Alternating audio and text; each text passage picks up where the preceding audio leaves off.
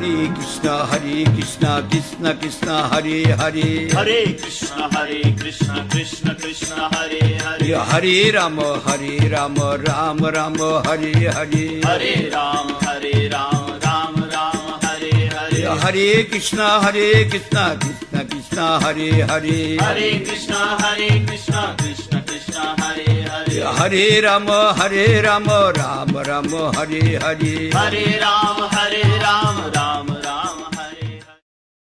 जय जगत गुरु शिला भक्ति वल्लभ तीर्थ गोस्वामी महाराज जी की जय। जय जगत गुरु शिला भक्ति वल्लभ तीर्थ गोस्वामी महाराज जी की जय। जय जगत गुरु शिला भक्ति वल्लभ तीर्थ गोस्वामी महाराज जी की जय। जय नित्य लीला प्रविष्ट ओम विष्णुपाद परमहंस श्री श्रीमद भक्ति दयित माधव गोस्वामी महाराज जी की जय। श्री श्रीमद भक्ति सिद्धांत सरस्वती गोस्वामी ठाकुर प्रभुपाद जी की जय। जय श्री रूपानुग गुरु वर्ग की जय। पंच तत्वात्मकम गौर हरि की जय। राधा कृष्ण गोपी गोवर्धन वृंदावन राधा कुंड श्याम कुंडात्मक श्री ब्रजमंडल की जय। तुलसी देवी भक्ति देवी की जय। सर्व विघ्न विनाशकारी भक्तवत्सल भगवान श्री नरसिंह देव की जय। प्रहलाद महाराज की जय। नामाचार्य हरिदास ठाकुर की जय। अनंत कोटि वैष्णव वृंद की जय। हरि नाम संकीर्तन की जय। परम पूज्य पाठशिला भक्ति रक्षक श्रीधर देव गोस्वामी महाराज जी की जय। परम पूज्य पाठशिला भक्ति प्रमोदपुरी गोस्वामी महाराज जी की जय। परम पूज्य पाठशिला भक्ति वेदांत स्वामी महाराज जी की जय। जय परम पूज्य पाठ भक्ति भूषण भागवत महाराज जी की जय। त्रिदंडी पादगण की जय।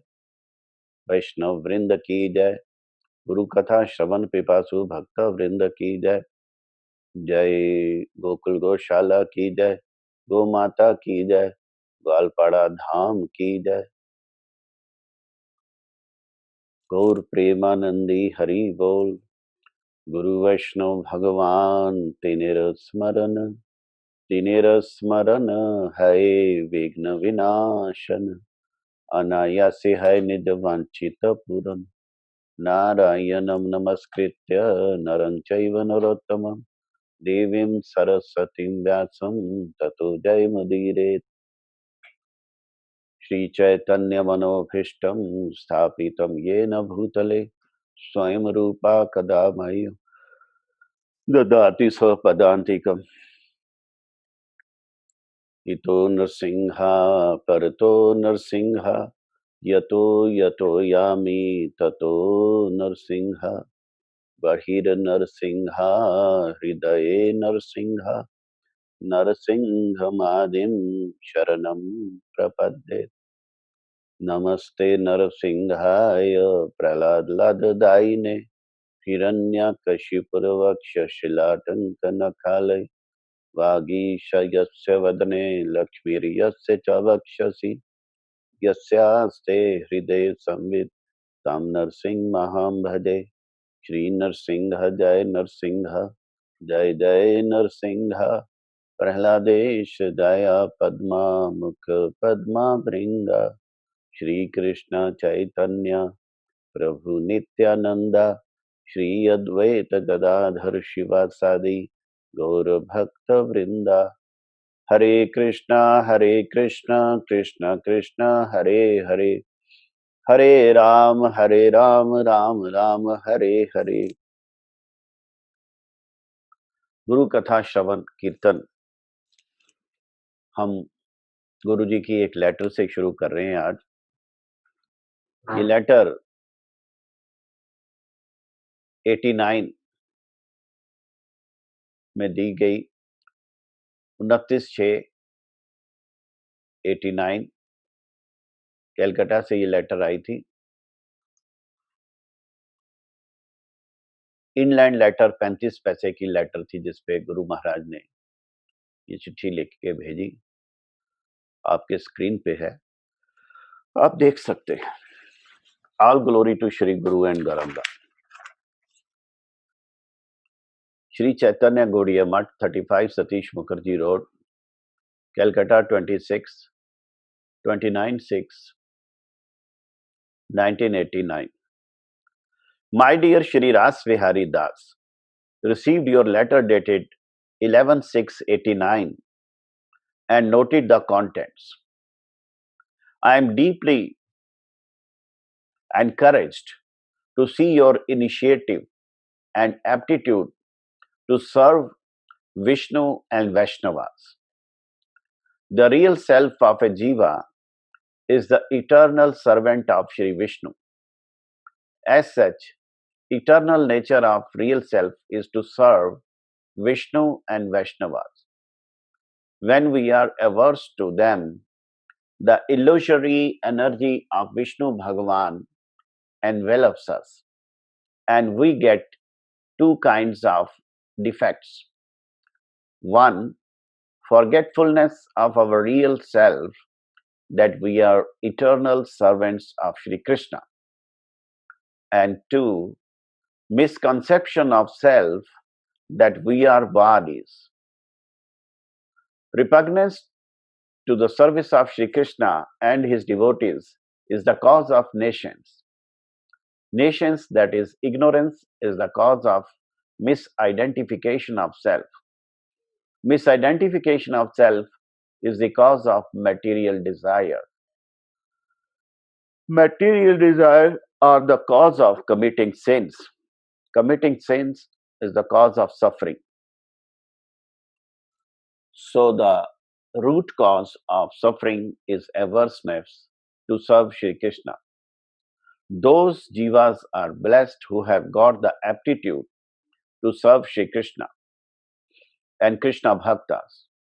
Wherever we shall devote our energy, we shall go there. We shall become attached to. Therefore, so the wise always devote their words, senses, and everything for the service of Shri Krishna. Guru Maharaj ने यहाँ पे भागवत का एक श्लोक refer किया। भागवत के 10वें स्कंद का ये श्लोक है। इस श्लोक को गुरु महाराज जी बहुत कोट करते थे। 10वें स्कंद के 22वें अध्याय का 35वां श्लोक, 10th canto 22nd chapter 35th shloka of Srimad Bhagavatam. एताव जन्म साफल्यम देहि नामिह देहिषु प्राणिर अर्थेर धिया वाचा श्रेय आचरणम सदा। एताव जन्म साफल्यम, हर प्राणी का कर्तव्य है कि वो अपना जन्म सफल करे। कैसे?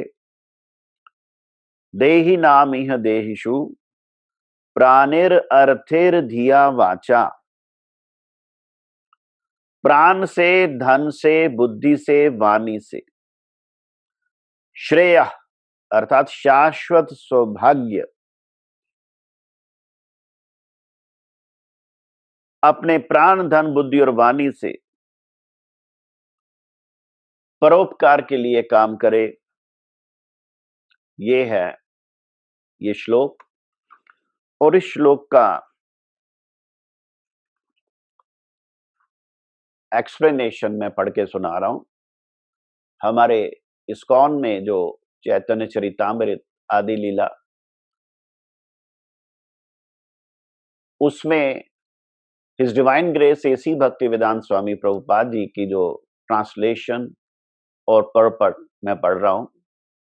It is the duty of every living being to perform welfare activities for the benefit of others.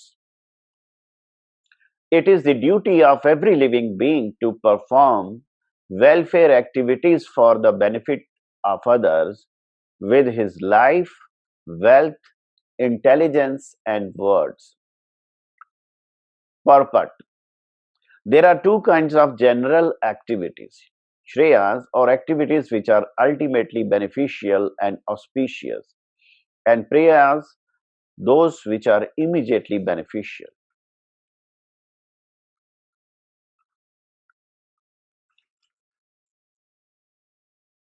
It is said that one should be interested in Shreyas in this verse. To achieve the ultimate goal of Shreyas or good fortune, one should engage everything, including his life, wealth, and words, not only for himself but for others also. However, unless one is interested in Shreyas in his own life, he cannot preach of Shreyas for the benefit of others. This verse cited by Sri Chaitanya Mahaprabhu applies to human beings, not to animals. Manushya Janama. These injunctions are for human beings. Modern educators do not know the aim of human life. They are simply concerned with how to develop the economic condition of their countries or human society. This is also necessary. The Vedic civilization considers all aspects of human life, including dharma, artha, kama, and moksha.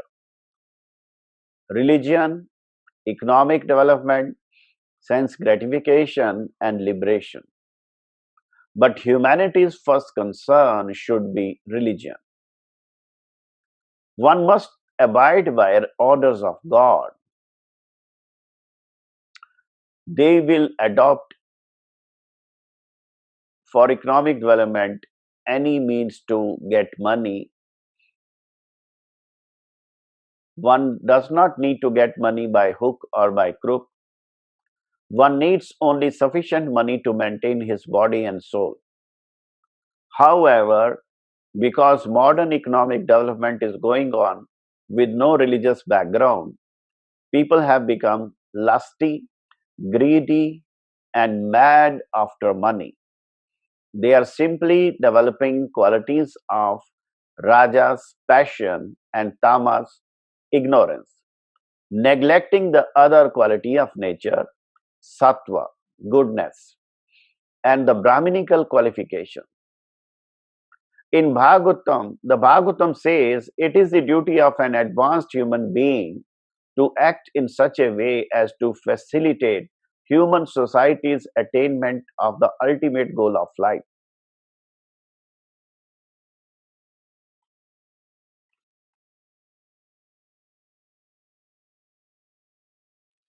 The same verse is there in Vishnu Purana, which says, by his work, thoughts, and words, an intelligent man must perform actions which will be beneficial for all living entities in this life and in the next.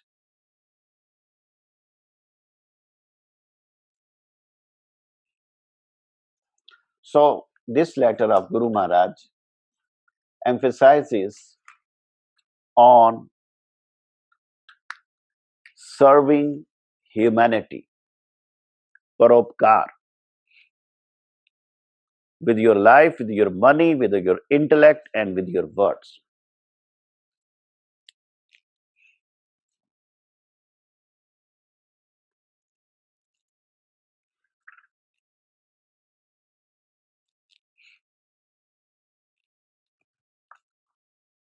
तो अब हम गुरु महाराज जी की जो पावन जीवन चरित्र पढ़ रहे हैं उसको आगे पढ़ेंगे। पावन जीवन चरित्र में कल हमने तेजपुर आसाम गौड़ीय मठ की स्थापना की बात सुनी, कैसे परम गुरु महाराज जी ने आसाम तेजपुर में सबसे पहले मठ की स्थापना की और वहां पे किन लोगों ने कंट्रीब्यूशन की उनके बारे में भी लिखा कि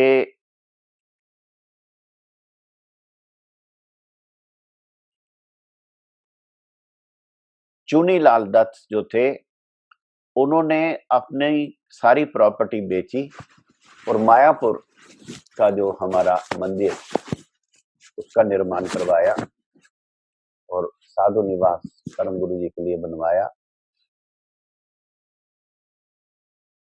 ऐसे ऐसे भक्त थे। तो तेजपुर में मठ की स्थापना के बाद हमारे परम गुरु महाराज जी का एक लेक्चर गुरु जी ने दिया, पेज नंबर 152 पे लिखा, श्री गुरुदेव की उपदेशवाणी। तो ये बायोग्राफी में बड़ी इंपॉर्टेंट बात है, तो जाके चेक करना, लिख रहे हैं इंटरनेट इज अनस्टेबल, उधर चेक करो। बीच बीच में हमारे परम गुरु महाराज जी की उपदेश वाणी लिखी गुरु जी ने, ताकि हम बात को समझें। अभी ये गुरु जी के जो वचन हैं इनमें बड़ी शक्ति है और ये हमें श्रवण करने चाहिए और ये हमारे मंगल के लिए। परम गुरु महाराज जी कहते हैं, ज्ञान ही सब वस्तुओं का कारण है। मूल में अखंड ज्ञान ब्रह्म, परमात्मा और भगवान ही, और भगवान में किसी दोष की कोई आशंका ही नहीं हो सकती। चित्त शक्ति में कोई दोष नहीं। तो ये भगवान की अनुभूति कैसे होगी? परम गुरु महाराज जी कहते हैं, श्री भगवान का दर्शन और उनकी अनुभूति भगवान की इच्छा, उनकी कृपा के बिना संभव नहीं। जब भगवान की इच्छा होगी, भगवान की कृपा होगी, तब हमें भगवान की अनुभूति हो सकती है। और कैसे होगी? उनके प्रति समर्पित अनन्य भक्त, एकांत भक्त उनकी कृपा से उनकी अनुभूति कर सकते हैं। तो उनकी कृपा से ही उनकी अनुभूति संभव है, उनका दर्शन संभव है। बिना भगवान की कृपा के उनका दर्शन नहीं होता। जैसे गुरु महाराज जी कहते हैं कि वृंदावन में बांके बिहारी के मंदिर में एक बाबा जो सूरदास से दिखाई नहीं देता था, रोज जाते, धक्के खाते, एक दिन गिर पड़े। तो किसी ने कहा कि ये क्या देखने आते हैं इधर, दिखाई देता नहीं और ऐसे धक्के खा के गिर पड़े। तो वो बाबा कहते हैं, हम कैसे भगवान को देख सकते हैं? मैं तो इसलिए आता हूं कि भगवान मुझे देख ले। तो भगवान की जब कृपा होती है तो वो भगवान का देखना है, और भगवान की कृपा से ही उनकी अनुभूति संभव है। हमारे परम गुरु महाराज जी के वचन। तो जो सदगुरु हैं वो भगवान की कृपा मूर्ति हैं। और यहां लिखा कि भगवत तत्व से अभेद सदगुरु हैं।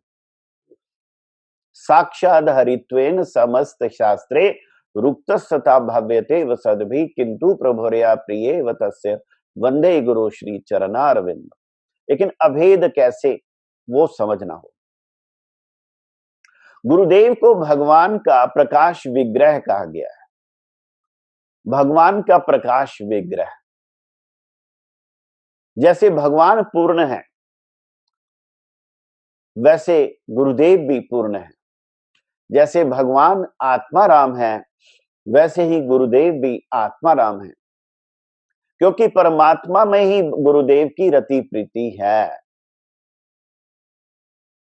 भगवान की प्रसन्नता अर्थात श्री भगवद रंजन, भगवद प्रसन्नता, श्री भगवद रंजन सेवा में ईंधन प्रदानकारी, यानी गुरुदेव भगवान की प्रसन्नता सहायक उनका वैभव है और गुरुदेव भगवान के नित्य किंकर हैं। गुरुदेव भगवान के नित्य किंकर हैं। गुरुदेव का भगवत सेवा छोड़कर और कोई दूसरा कृत्य नहीं। एक ही काम है गुरुदेव जी का, कृत्य भगवद सेवा। और ये भगवत सेवा गुरुदेव दो प्रकार से करते हैं। एक है भगवान की सेवा के द्वारा और दूसरा जीवों पे कृपा के द्वारा। तो गुरुदेव भगवान की सेवा करते हैं और जीवों पर कृपा करते हैं, और ये जो वो जीवों पर कृपा करते हैं ये भी भगवत सेवा भी। जीवों पे जो गुरुदेव कृपा करते हैं ये भगवत सेवा ऐसे है क्योंकि भगवान जीवों पे डायरेक्ट कृपा नहीं करते, कृपा करने के लिए वो गुरुदेव को भेजते हैं। तो भगवान की कृपा गुरुदेव के रूप में मिलती है, इसलिए गुरुदेव जब जीवों पे भक्तों पे कृपा करते हैं तो ये भगवान की सेवा कर रहे हैं, क्योंकि भगवान उन्हीं के माध्यम से कृपा करना चाहते हैं, तो गुरुदेव वो माध्यम बन जाते हैं। और ये जो कृपा है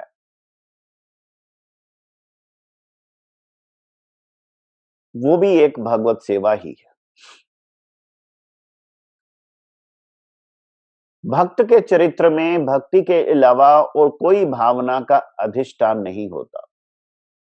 गुरु उत्तम भक्त की लीला करने वाले हैं। क्या लीला करते हैं गुरुदेव? उत्तम भक्त की अभिनय लीला। इसलिए जो गुरुदेव हैं, जो अनन्य भक्त गुरुदेव हैं, उनमें कोई दोष नहीं हो सकता। गुरुदेव में दोष का कोई अवसर नहीं है। गुरुदेव अपनी तमाम इंद्रियों के द्वारा श्री कृष्ण का अनुशीलन करते हैं। गुरुदेव अनुकूला हैं और गुरुदेव के अनुकूल चलने वाले ही भक्ति पथ के अधिकारी। जैसे गुरुदेव भगवान की अनुकूल भक्ति कर रहे हैं तो गुरुदेव के जो अनुकूल चलने वाले हैं वो भक्ति पथ के अधिकारी हैं।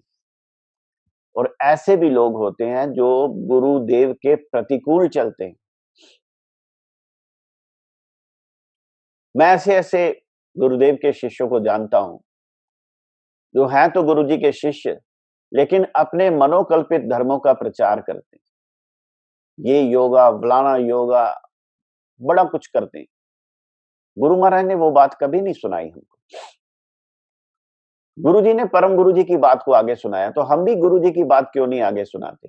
उस बात को अपनी वो रंग चढ़ा के क्यों आगे पेश करने की कोशिश करते? इसलिए उनके अनुकूल चलने वाले ही भक्ति पथ के अधिकारी। श्री गुरु चरण आश्रित व्यक्तियों के चित्त में किसी प्रकार की दूसरी अभिलाषा या अन्य अभिलाषा जब तक रहती है तब तक गुरुदेव के दर्शन करने में बाधा रहती है। क्यों लोग गुरुदेव के चरणों में आके भी इधर उधर की बातों में फंस जाते हैं? क्योंकि उनके अंदर दूसरी दूसरी कामनाएं वासनाएं रहती हैं।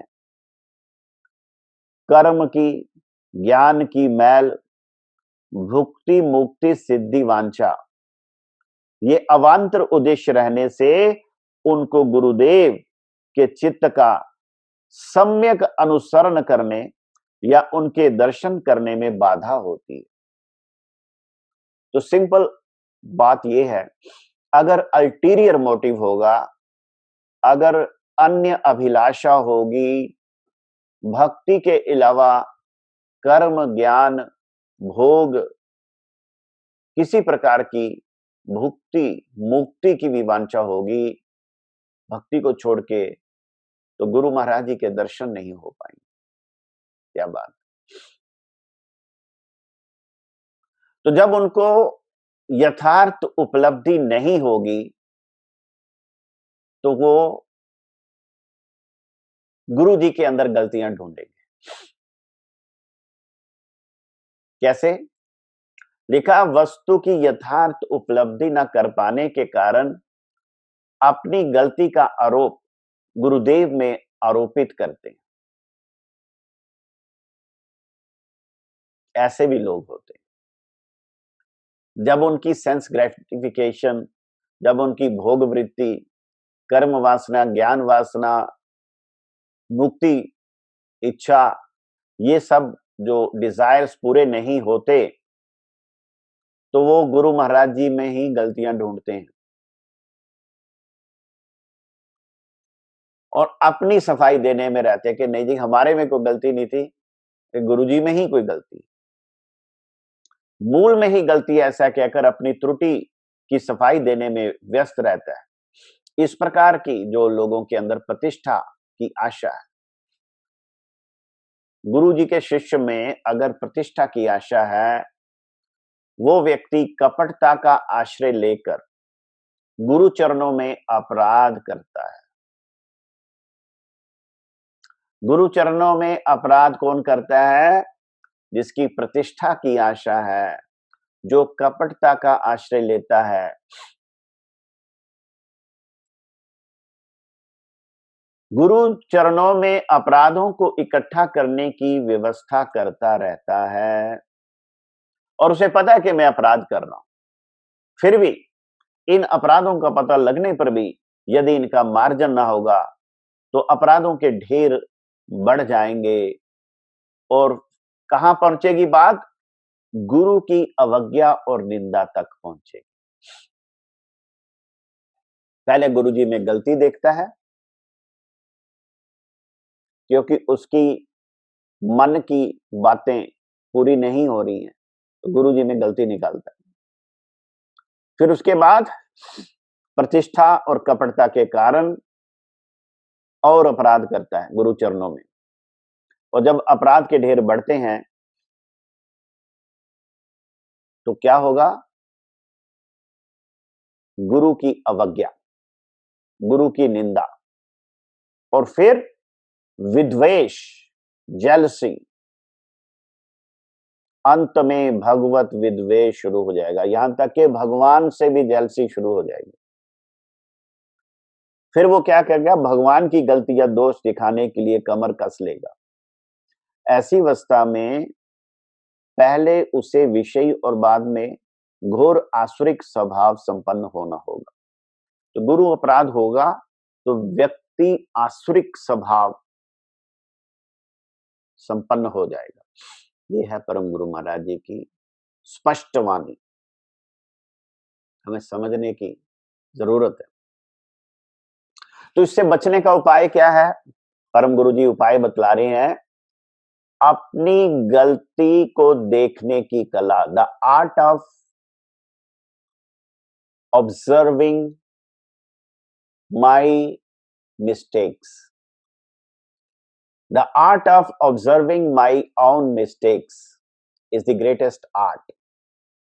अपनी गलती को देखने की कला, सीखने सुधरने का सुयोग। सुधरना है तो अपनी गलतियों को देखना पड़ेगा। जो दिल देखा आपना, मुझसे बुरा ना कोई।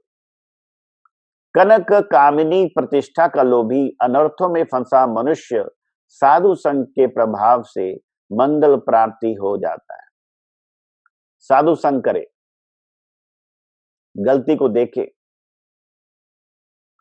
तब वह महाप्रभु के तीसरे श्लोक त्रिनादपि सुनीचेन का सार मर्म अनुसरण करने के लिए यत्नशील होता है। साधु संग से विनम्रता आती है, और जो तीसरा श्लोक है त्रिनादपि सुनीचेन, उसकी उपलब्धि के लिए वो यत्नशील होता है। दुनियावी अभिमान से रहित होने के लिए विष्णु वैष्णव दास्य अभिमान प्रबल करते रहना होगा। मैं गुरुदेव का हूं, मैं भगवान का हूं, इस अभिमान को प्रबल करना पड़ेगा, और मैं इस दुनिया का हूं, इस अभिमान को छोड़ना पड़ेगा। ऐसा करने के फलस्वरूप थोड़े समय में ही त्रिनादपि सुनीच शब्द का तात्पर्य प्रकाशित होगा। अन्यथा निरंतर नाना प्रकार के प्राकृत अभिमानों से आघात प्राप्त होकर सर्वदा ही क्षुब्ध और अशांतिपूर्ण जीवन यापन करना हो। अगर ऐसा नहीं करेंगे तो जीवन में बड़ी अशांति होगी, मन में बड़ी क्षुब्धता होगी, क्षोभ पैदा होगा, एंजाइटी पैदा होगी। क्यों? जब हम निरंतर अपने अभिमान में भटकते रहेंगे, और इससे क्या होगा, दूसरे व्यक्तियों को भी बेचैनी प्रदान करेंगे,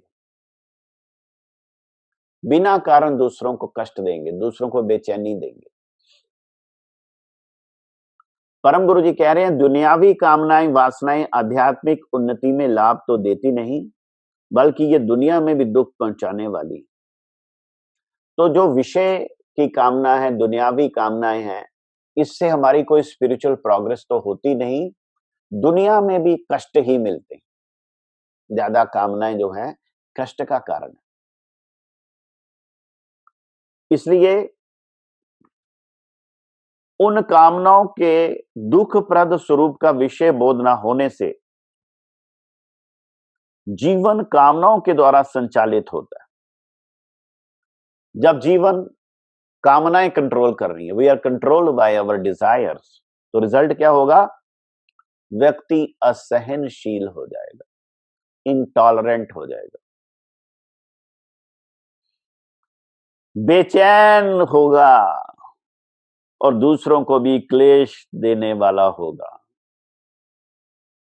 क्यों हो रहे बेचैन बेसब्र बदहवास, क्यों हो रहे बेचैन बेसब्र बदहवास, जब तुम ही रहो बेचैन तो खुदा क्या करे। जब व्यक्ति कामनाओं के द्वारा कंट्रोल होगा तो हर समय असहनशील होकर स्वयं बेचैन रहना पड़ेगा, और दूसरों को भी क्लेश देने वाली दुरावस्था से रिहाई प्राप्त करने की कोई संभावना नहीं होगी। दूसरों को क्लेश दे, दूसरों को कष्ट देने, ये एक डिजीज है। असहनशीलता अपने दुख को निमंत्रण देती है, अपने अभिष्ट फल प्राप्ति से वंचित करती है। असहनशीलता त्रिनादपि सुनीचेन्तरोरपि सहिष्णुता जो उपदेश है वो साधक के लिए जरूरी है। ये जो सम्मान प्राप्त करने की इच्छा, बड़ा कहलाने की आकांक्षा, दूसरों से हमें मान सम्मान मिले, तो जब सेवा पूजा ना मिले तो मन में क्षुब्धता और अशांति होगी। अपना दोष देने की कला सीखनी होगी। The art of observing one's own mistakes one has to learn. अपना दोष देखने की कला सीखने और श्रेष्ठ वस्तु की महानता, श्रेष्ठ व्यक्ति के महान गुणों के प्रति दृष्टिपात करने से अमानी होकर सुख से जीवन यापन कर सकते। हृदय में स्वाभाविक दीनता आ जाने से तभी शरणागति प्राप्त करने की समर्थता आती। स्वाभाविक दीनता, मुख से नहीं, स्वाभाविक हृदय में। तो अन्य अभिलाषी जो है, भोग, विषय, कर्म, ज्ञान, मुक्ति, इस प्रकार की जो अन्य अभिलाषी व्यक्ति अपने आप को सेव्य समझने लगता है कि दूसरे मेरी सेवा करें, स्वयं को सेव्य समझने के कारण हर समय सेवा के लिए व्याकुल रहता है, मेरी कौन सेवा कर रहा है, व्याकुल रहता है। लेकिन जब उसकी कामनाओं में कोई बाधा होगी तो जो दूसरे का सिर काटने में भी आनाकानी नहीं करेगा।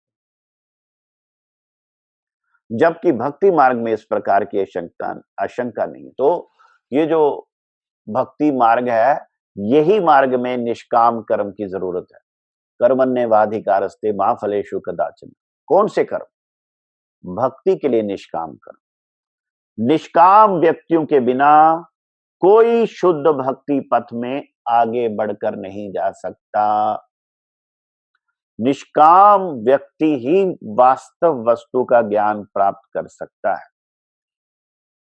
निष्काम व्यक्तियों के बिना कोई भी शुद्ध भक्ति में अग्रसर नहीं हो सकता। भगवान में और अन्य भक्त में, यानी भगवान में और सदगुरुदेव में जो गलती देखते हैं, उनको उनकी गलती देखने से पहले अपने मन की परीक्षा करके देखें तो पता चलेगा कि दोष कहां पे है। तो देखो परम गुरु जी की जो वाणी है कितनी पावरफुल, कितनी शक्तिशाली शब्द है, हृदय को बेध के रख देते।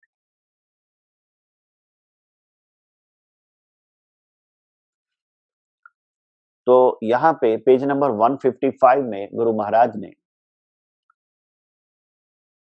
कैलकाटा में जो स्कूल बनाया परम गुरु जी ने, उसके बारे में बताया। तो हमें इस बात का पता होना चाहिए कि परम गुरु जी का जो विजन था उसमें मॉरल स्पिरिचुअल एजुकेशन भी थी।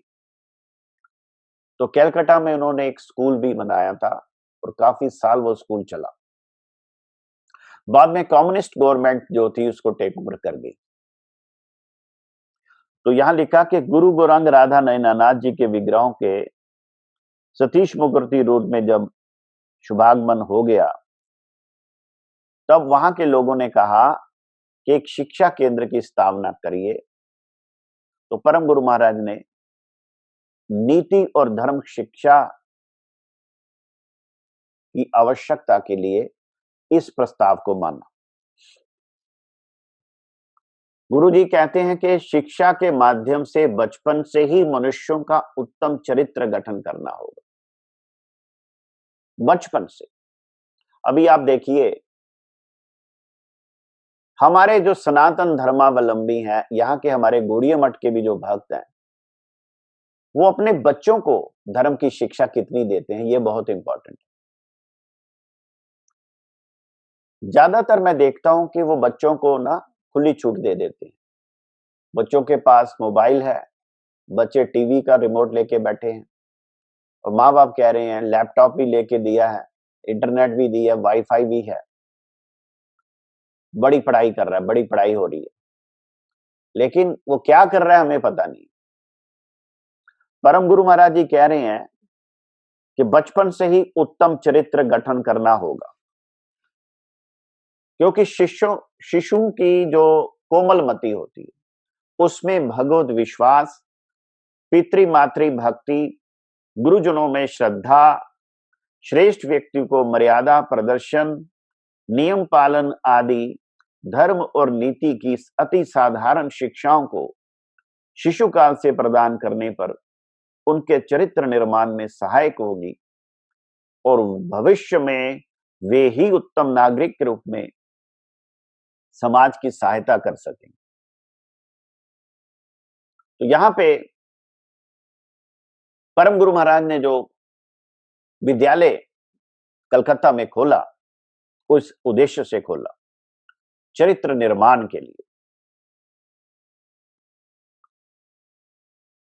तो एक प्राथमिक विद्यालय की स्थापना की गई, जिसकी देखरेख के लिए एक समिति बनाई गई और परम गुरु महाराज जी के साथ उनके सह सभापति के रूप में डॉक्टर एस.एन. घोष को, संपादक के रूप में श्री मणिकंठ मुखोपाध्याय और सदस्यों में श्री सत्येंद्र नाथ बंद्योपाध्याय, श्री गोविंद चंद्र दास, श्री पूर्णचंद्र मुखोपाध्याय, श्री सुशील चक्रवर्ती, श्री निताई गोपाल दत्त आदि नियुक्त हुए।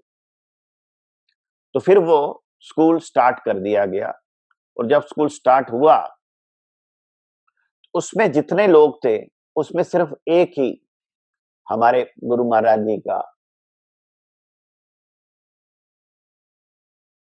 त्यक्त आश्रम के शिष्य थे, वो हमारे गुरु जी थे। उनके नाम लिखे कि नारायण चंद्र मुखोपाध्याय, श्री कृष्ण वल्लभ ब्रह्मचारी, मास्टर ललिताधर महाशय और सत्येंद्र नाथ चक्रवर्ती स्कूल की परिचालना में सहायता के लिए दृढ़वती हुए। तो परम गुरु जी के कहने पे हमारे गुरु महाराज जी स्कूल में लग गए। तो जो डॉक्टर एस एन घोष थे, उनकी कंट्रीब्यूशन बहुत बड़ी थी, उससे सबका उत्साह बढ़ा और लिखा कि किसी भी प्रकार की असुविधा होने से श्री कृष्ण वल्लभ ब्रह्मचारी यानी कि हमारे गुरु महाराज जी डॉक्टर एस एन घोष और मणिकंठ बाबू से परामर्श लेते थे। तो हमारे गुरु महाराज जी उनसे सलाह लेके चलते थे। तो लिखा कि उन लोगों ने कभी विरक्ति तो महसूस ही नहीं की, बल्कि सुखी ही हुए। तो ये हृदय से सेवा करने की इच्छा करने वाले लोग बड़े कम हैं।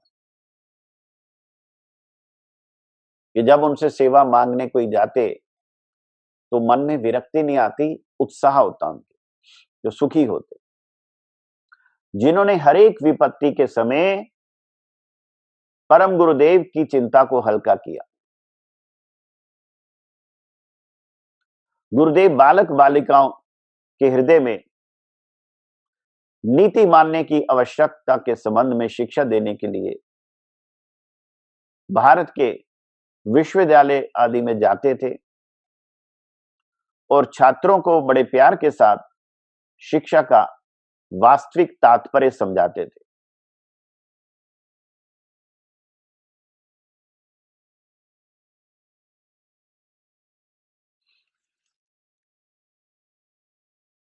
तो यहां पे जो अभी हमने लेटर में पढ़ा वही चीज यहां पे गुरु महाराज ने लिखी है कि पाप का कारण है पाप वासना और पाप वासना का कारण है स्वरूप भ्रम, शरीर में आत्म बुद्धि, और स्वरूप भ्रम का कारण है अज्ञान और अज्ञान का कारण है ज्ञान विमुखता और अखंड ज्ञान भगवान ही। इसलिए पाप प्रवृत्ति का मूल कारण है भगवत विमुखता। इसको गुरुजी ने उस लेटर में इंग्लिश में दिया था, repugnance to the service of Shri Krishna and his devotees is the cause of nations. Nations यानी अज्ञान। Nations is the cause of misidentification of self. Misidentification of self is the cause of material desires. Material desires are the cause of committing sins. Committing sins is the cause of suffering. So the root cause of suffering is averseness to serve Shri Krishna. यहाँ पे वही बात लिखी, पाप का कारण है पाप वासना, तो पाप वासना का कारण है स्वरूप भ्रम और पाप वृत्ति का मूल कारण है भगवत विमुक्ता। तो यहाँ पे परा विद्या यानी आध्यात्म विद्या का अनुशीलन करना पड़ेगा। हमारे एजुकेशन सिस्टम में स्पिरिचुअल एजुकेशन की जरूरत है। इसीलिए परम गुरु महाराज ने एक स्कूल स्टार्ट किया कैलकाटा में। तो यहां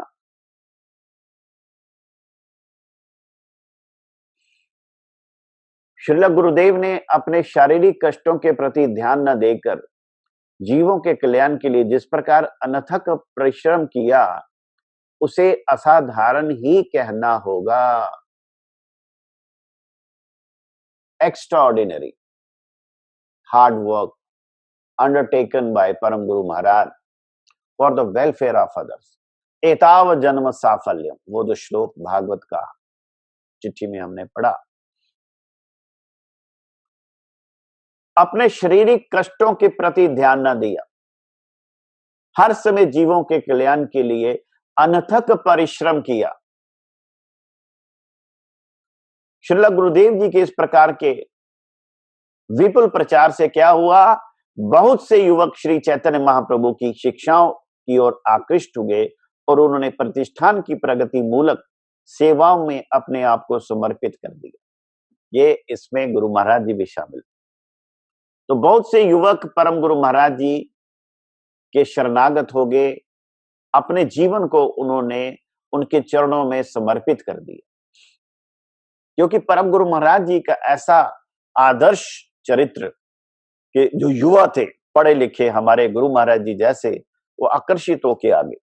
आज देखिए, हम एक ही बात सुन रहे हैं कि मठ में सेवक नहीं, भाड़े के लोगों से मठ चल रही। सभी मठों की यही हालत। कुक भी पेड है, सफाई वाला भी पेड है।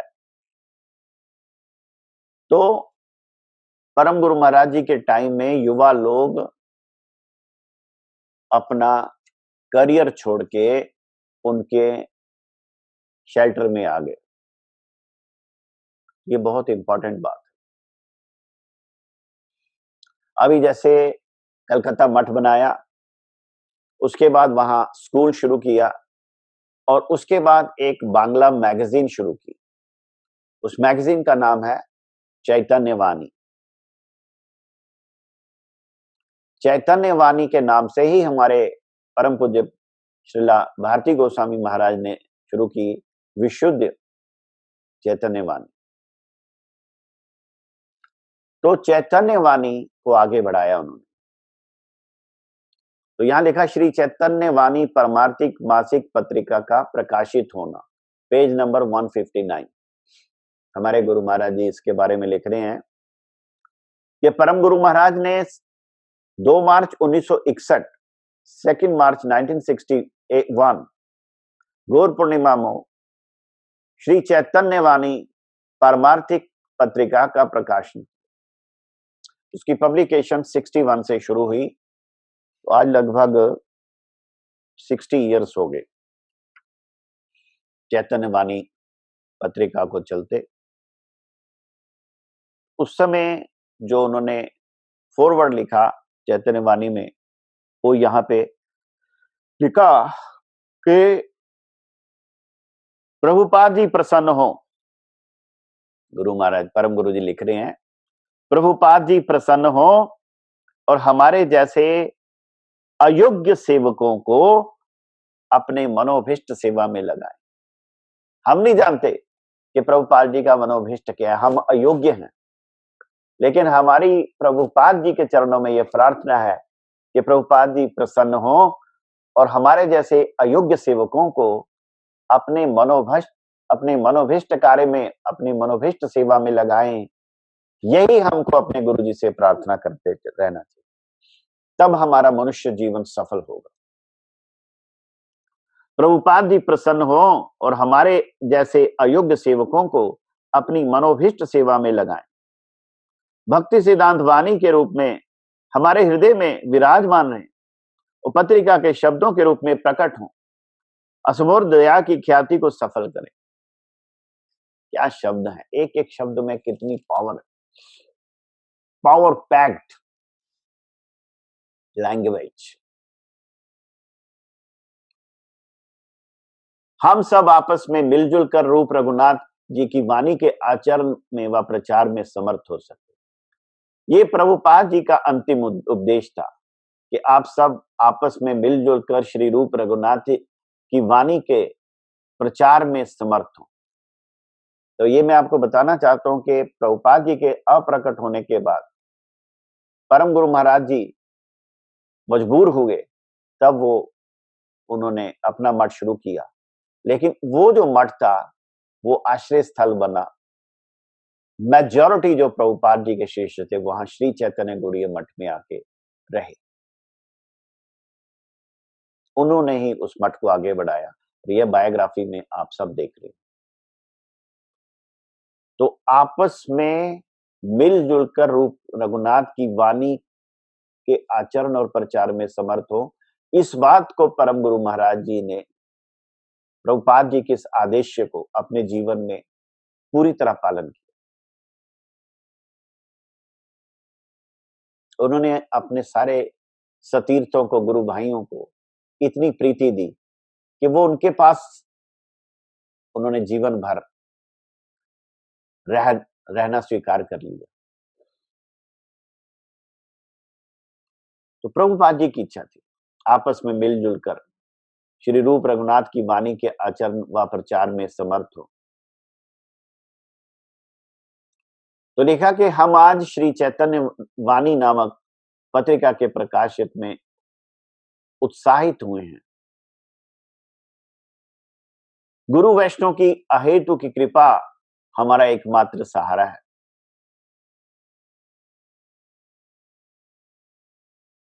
इस चैतन्य वाणी के द्वारा महाप्रभु की वाणी का प्रकाश होगा और हमारे हृदय का कल्मश भी दूर होगा और विश्व वासियों का वास्तविक कल्याण होगा। शब्द में बड़ी ताकत है। देखिए, उस समय पब्लिकेशन में सनातन धर्म में गौड़ीय मठ नंबर 1, जब ये मिशनरीज आए और 200 साल राज किया इन्होंने, तो इन्होंने बाइबल और ये सब छाप छाप के पूरे इंडिया में, और हमारे जो ग्रंथ थे उनको गायब कर दिया। लेकिन अगर बाइबल से ज्यादा कोई किताब दुनिया में आपने देखनी हो तो वो भगवत गीता है, और वो गौड़ीय मठ की देन है, प्रभुपाद जी की देन है। आज अमेरिका के किसी भी होटल में आप जाएं तो बेडरूम के जो ड्रॉर में आपको एक बाइबल मिलेगी और एक भगवत गीता मिलेगी, एज इट इज। तो ये उस समय उन्होंने सोचा था, चैतन्य वाणी पब्लिकेशन, वेरी वेरी इंपॉर्टेंट, बृहद मृदंगा। आज ये बृहद मृदंगा इस जूम मीटिंग के रूप में चल रहा है, इंटरनेट के रूप में चल रहा है।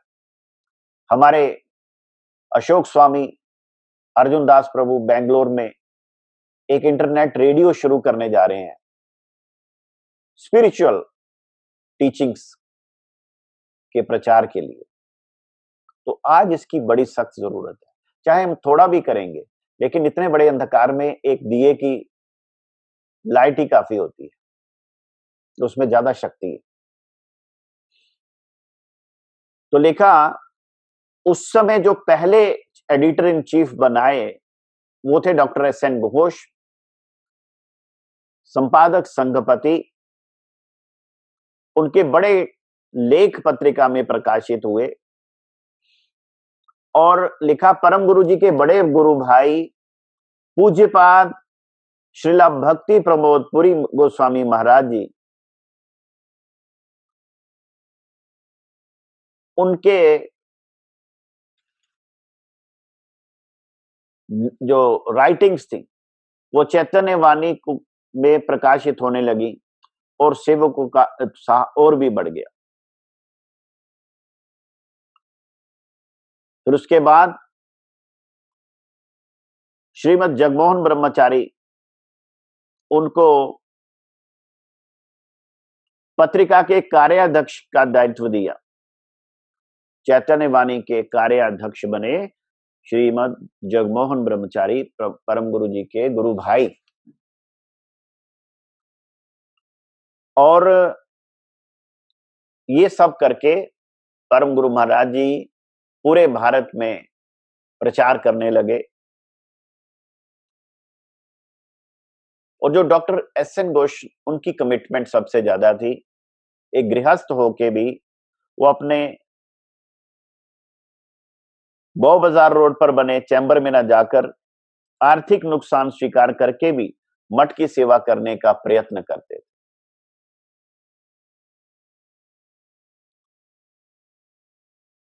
तो इस प्रकार गुरुजी ने अपना भी दिया कि गुरुजी के निर्देशानुसार श्री कृष्ण वल्लभ ब्रह्मचारी संपादक के रूप में पत्रिका के प्रूफ संशोधन, प्रचार प्रसंग, प्रबंध आदि लेखों के लिखने में व ग्रंथ विभाग की सेवा में नियोजित हुए। तो ये बहुत बड़ा काम था। एक प्रकार से वो पत्रिका हमारे गुरु महाराज ने ही संभाली और उसमें प्रूफ रीडिंग, आर्टिकल्स छापना, प्रचार प्रसंग छापना और ये सब करने के लिए यहां से वहां वो प्रिंटिंग प्रेस में जाना आना, प्रूफ चेक करवाने, फिर करने, ठीक करने, छापना, बांटना, ये सारा काम गुरु महाराज करते थे। देखा, पहले तो बहुत जो दूर दूर जाकर अनेक कष्टों को स्वीकार किया, गुरु जी कह रहे हैं अपने लिए। पहले तो बहुत दूर दूर जाकर इन सब सेवा कार्यों को करने के लिए श्री कृष्ण वल्लभ ब्रह्मचारी जी ने अनेकों कष्टों को स्वीकार किया। तो सबसे पहले जो पत्रिका छपती थी वो बाहर एक प्रिंटिंग प्रेस थी भवानीपुर में, राजलक्ष्मी प्रिंटिंग वर्क्स, 43 रूप नारायण नंदन लेन भवानीपुर, वहां पे वो पब्लिश होती थी, प्रिंट होती थी। बाद में परम गुरु जी ने अपनी प्रेस लगाई, तो 68 में टालीगंज में चैतन्य वन प्रेस की स्थापना हुई। अब टालीगंज हमारे मठ से बहुत दूर था, तो हमारे गुरु महाराज जी को बड़ी दूर जाना पड़ता, पैदल जाना पड़ता, गली गली से होके जाना पड़ता। गुरु जी ने लिखा, प्रेस मठ से काफी दूर थी, अनेक पथों से पैदल चलकर प्रूफ संशोधन और प्रेस का कार्य देखा जाता रहा। कष्ट को कम करने के लिए फिर सतीश मुखर्जी रोड के पास काली घाट में किराए पर लिया गया, वहीं पे प्रेस को एस्टेब्लिश कर दिया गया, स्थानांतरित कर दिया गया। तो आगरा की कंपनी से खरीदी हुई ट्रेडल मशीन जो थी वो भी बड़ी पुरानी असुविधा देने वाली थी, उसे बेच दिया गया और एक नई मशीन, नए टाइप आदि खरीदे गए, जिसकी कंट्रीब्यूशन परम गुरु जी के शिष्या श्रीमती नलिनी बाला नंदी के द्वारा की गई। तो सुचारू रूप से प्रेस का काम चलने लगा। एक तो कालीघाट से चलने लगी, दूसरा वो प्रिंटिंग की मशीन जो नई आ गई। तो जब डॉक्टर एस.एन. घोष का तिरोभाव हो गया, तिरोधान के बाद ये पूरा काम आ गया चीफ एडिटर का श्रीला भक्ति प्रमोद पुरी गोस्वामी महाराज, और वो शायद 35 साल तक चैतन्य वाणी के मुख्य संपादक के रूप में रहे।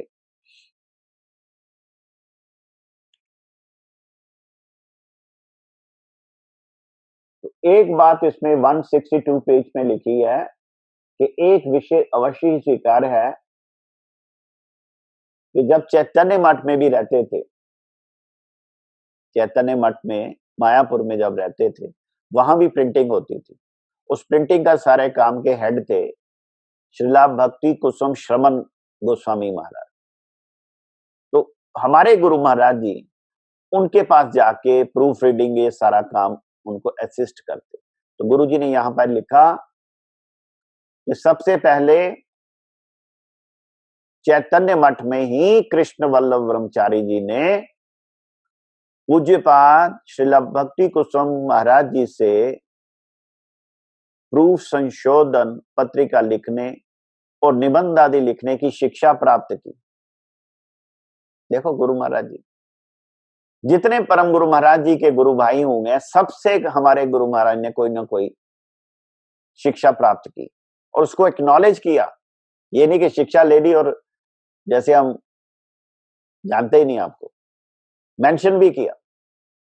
अरे गुरु महाराज जी इतने कृतज्ञ हैं कि जिस व्यक्ति को वो पहली बार मिले थे ग्वालपाड़ा में, जब परम गुरु जी के दर्शन करने गए, रथारूढ़ प्रभु, उनको भी उन्होंने मेंशन किया।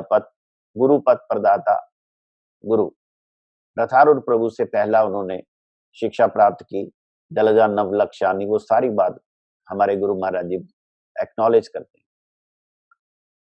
राधा मोहन प्रभु उनकी पत्नी, उनकी कंट्रीब्यूशन एक्नॉलेज करते हैं। तो गुरु महाराज कृतज्ञ हैं। ये नहीं कि आज हमने सीख लिया अब हम ही हीरो बन गए, तो जिन्होंने हमें सिखाया हो उनका क्या नाम लेना, ऐसी बात नहीं है। ये आध्यात्मिक मार्ग है। जैसे शिक्षा गुरु से जो हम कुछ सीखते हैं उसके प्रति कम से कम कृतज्ञ तो रहना चाहिए। कितनी बातें हैं जो शिक्षा गुरु से हमको मिलती हैं। और इधर चैतन्य चरितामृत के स्टार्टिंग में कृष्णदास कविराज गोस्वामी जी ने शिक्षा गुरु और दीक्षा गुरु की बराबर वंदना की और देखा दोनों ही भगवान के स्वरूप। तो इस प्रकार हमारे भक्ति कुसुम श्रवण महाराज जी से हमारे गुरु महाराज ने प्रेस की सारी बातें सीखी, प्रूफ रीडिंग, आर्टिकल राइटिंग, वो सब कुछ। और मुझे याद है जब हमारे गुरु महाराज जी ने विदेश जाने के लिए इंग्लिश के आर्टिकल दिए और हमने वो जो इंग्लिश की अफेक्शनेटली योर मैगजीन निकाली, उसमें गुरु महाराज ने मुझे पूरा ये सिखाया कैसे प्रूफ रीडिंग की जाती है, कैसे उसको वर्ड को कैसे गोल करके साइड पे जाके डिलीट लिखना या डीटी लिखना या क्या करना, ताकि जो उसको प्रूफ को लगाए उसको बात समझ में आनी चाहिए। तो मेरा बड़ा सौभाग्य है कि गुरु महाराज ने स्वयं मुझे ये प्रिंटिंग का, पब्लिकेशन का काम, शिक्षा दी। तो मेरे दीक्षा गुरु ही मेरे इस काम में शिक्षा गुरु भी हैं। वैसे मेरे बड़े शिक्षा गुरु हैं, मैं उन सबका बड़ा एक्नॉलेज करता हूँ।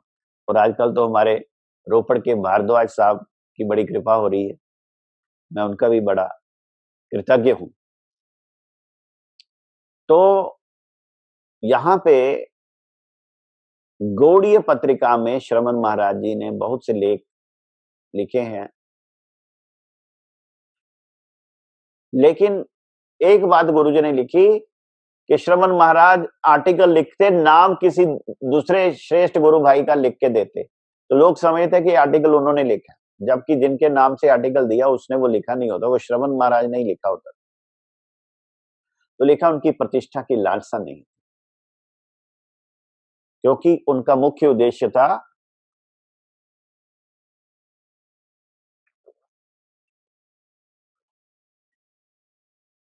गुरु वैष्णव भगवान सेवा ही जहां पर मुख्य उद्देश्य है, वहां प्रतिष्ठा की लालसा नहीं होती। तो प्रेस कर्मचारियों के अधिक परेशान करने पर टाइप आदि चोरी होते रहने के कारण मठ के सेवकों को पहरा देने की सेवा में लगाया गया, तो चोरी भी होती थी। प्रेस के जो टाइप्स होते थे ना, वो चोरी हो जाते। तो पहले हीरालाल जी ने पहरा दिया, फिर परेश आटे ने प्रेस में पहरा देने की सेवा की। उसमें श्री श्याम सुंदर ब्रह्मचारी और श्री प्रेम में ब्रह्मचारी, प्रेम में ब्रह्मचारी मेरे ख्याल से परिव्राजक महाराज, श्याम सुंदर ब्रह्मचारी के स्वधाम प्राप्त होने जाने पर वो सेवा आ गई श्री प्रेम में ब्रह्मचारी जी को। और परिचालना के लिए थे श्री नारायण चंद्र मुखोपाध्याय। तो परम गुरु जी ने अपने गुरु भाइयों को बहुत मर्यादा प्रदान करते थे। चैतन्य चरितामृत में लिखा है, गुरु शिष्य है मान्य अमार, गुरु जी का शिष्य मेरा मान्य है, मैं उसको बहुत मानता हूं, गुरु जी के शिष्य को। चैतन्य चरितामृत मध्य लीला 142, गुरु शिष्य है मान्य अमार। इस विचार से परम गुरु जी अपने गुरु भाइयों को बहुत मर्यादा प्रदान करते थे और अपने आश्रित शिष्यों को भी इसी प्रकार की शिक्षा देते। तो जब परम गुरु जी के शिष्य उनके गुरु भाइयों की सेवा करते तो परम गुरु जी बड़े सुखी होते कि मेरे शिष्य इनकी सेवा कर रहे। मुझे याद है हमारे हंसराज भाटिया जी जब जगन्नाथपुरी गए हैं 1978 के उस फंक्शन में, जब वो इनागुरेशन हुई प्रभुपाद जी के बर्थ प्लेस की, तो भाटिया जी को सेवा का बड़ा शौक है। तो हमारे परम गुरु जी ने उनको बुलाया, हंसराज आज तुम अपने दिल की सारी कामनाएं पूरी कर लो। तो भाटिया जी ने रिक्शे भर भर के फूलों के हार लाए और नगर संकीर्तन में सभी उनके सतीर्थों को वो हार पहनाए। और जब प्रसाद बांटने का टाइम आया तो बांटने में भी भाटिया जी को लगाया। वो इतने प्रेम से खिलाते, परिवेशन करने का उनका बड़ा ही स्निग्ध स्टाइल है। व्यक्ति वैसे ही मतलब 1.5 गुना खा जाएगा, भाटिया जी सर्व कर रहे हैं। तो यहाँ पे देखा जब उनके शिष्य उनके गुरु भाइयों की सेवा करते तो परम गुरु जी बड़े प्रसन्न होते। तो परम गुरु जी की प्रीति से आकर्षित होके उनके सभी गुरु भाई हमारी धर्म सभा उत्सव आदि में योगदान देने के लिए आते हैं।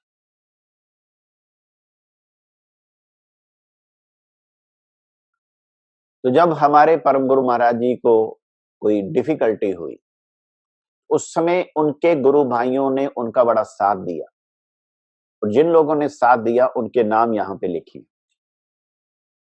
श्रीला भक्ति प्रमोद पुरी गोस्वामी महाराज, डॉक्टर एस.एन. घोष, श्रीमद नारायण चंद्र मुख्योपाध्याय, श्रीमद जगमोहन ब्रह्मचारी, श्रीमद इंदुपति ब्रह्मचारी, श्रीमद कृष्ण केशव ब्रह्मचारी, श्रीमद उद्धारण ब्रह्मचारी, श्रीमद ठाकुरदास ब्रह्मचारी, श्रीमद यज्ञेश्वर दास बाबा जी महाराज, श्रीमद प्यारी मोहन ब्रह्मचारी, यही बाद में संन्यास के बाद बन गए श्रीला भक्ति शरण त्रिविक्रम महाराज। आप सबने इनके दर्शन किए होंगे। श्री भुवन मोहन दासाधिकारी, श्री गोपाल दास ब्रह्मचारी, श्रीमद मुकुंद दास बाबा जी महाराज, श्रीमद भक्ति श्रवण परमार्थी महाराज, श्री सत्येंद्र नाथ चक्रवर्ती और श्रीमद ब्रज बिहारी दास बाबा जी महाराज। इस प्रकार गुरु महाराज जी उन लोगों को भी एक्नॉलेज कर रहे हैं। तो हमारा जीवन ही दूसरों को मान देना, दूसरों को एक्नॉलेज करने का है। ये कहां से बात आ जाती है कि हम दूसरों को मान नहीं देंगे? ये जरूर देना है, ये गुरु जी की प्रसन्नता होती है। इसलिए सकले समान करिते शकति, देहनाथ यथा यथ, तबे तो गाइब हरि नाम सुखे, अपराध हबे हत। वांछा कल्पतरुभ्यश्च कृपा सिंधु भैवचा, पतिता नाम पावनेभ्यो वैष्णवेभ्यो नमो नमः।